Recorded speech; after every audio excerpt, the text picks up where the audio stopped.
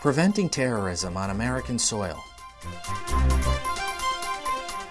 How many attacks have been prevented?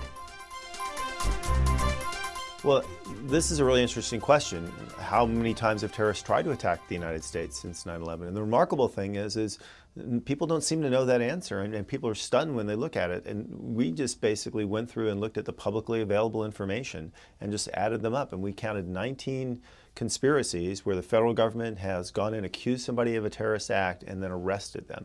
And this is only what we publicly know about. This doesn't include covert operations where the government may not be sharing information. I've talked to people in the intelligence community, and all they can tell us is that there's more. So we know there have been at least 19 and probably more efforts by people to kill Americans in terrorist acts since 9/11. And what's interesting about these is the diversity of them.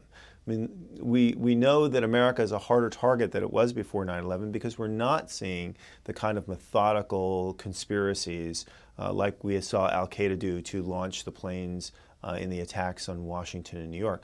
What we're seeing is really a plethora of activity of all kinds of things. And just let me mention some of the more interesting and disturbing ones. There was a plot in Fort Dix, New Jersey, where a group of men had gotten together on their own and were scoping out the fort and had actually gone on to the installation. Fort Dix is a reserve post where National Guard troops go to train to get ready to go to Iraq and Afghanistan. And their plan was to go on base and basically conduct an attack with automatic weapons and just mow people down. There was a case in New York where another group, again, really kind of on their own, decided they wanted to try to do a terrorist attack that was bigger than 9/11, bigger than the attack on the World Trade Center. And their notion was to blow up some pipelines that feed fuel into JFK. Now, there's a bit of a debate about how big a disaster that actually would have been. Obviously, there would have been a fire.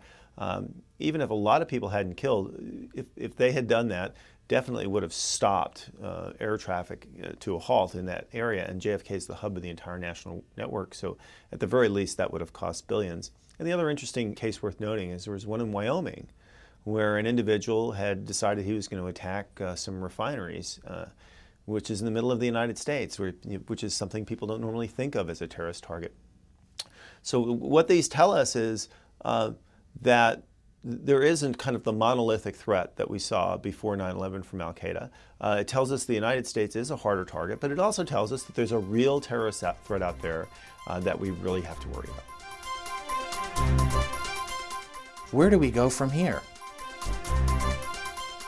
Well, what's great about looking at this list is it really tells you what really works, what's really effective. And what's effective is stopping a terrorist attack before it begins with. $1 of prevention is worth $50 of trying to protect yourself. So the things that really are the most cost effective, the things that we have to do first are make sure we fully exercise all our counterterrorism operations, that we do the intelligence and information gathering and surveillance and investigations, going out and looking for the terrorists and stopping them. $1 of that is worth a lot more than just throwing money at the problem, like dumping money into Homeland Security grants, trying to inspect everything that comes into the country. All these programs that spend vast amount of money, they're not what's stopping the terrorist attack. They're not what's making it safer. It's going out and looking for terrorists and stopping them. That's what's keeping America safe and free and prosperous. The terrorist threat is not monolithic. It is evolving.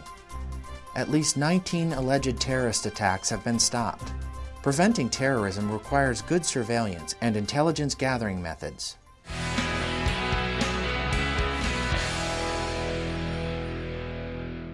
For more information, log on to heritage.org.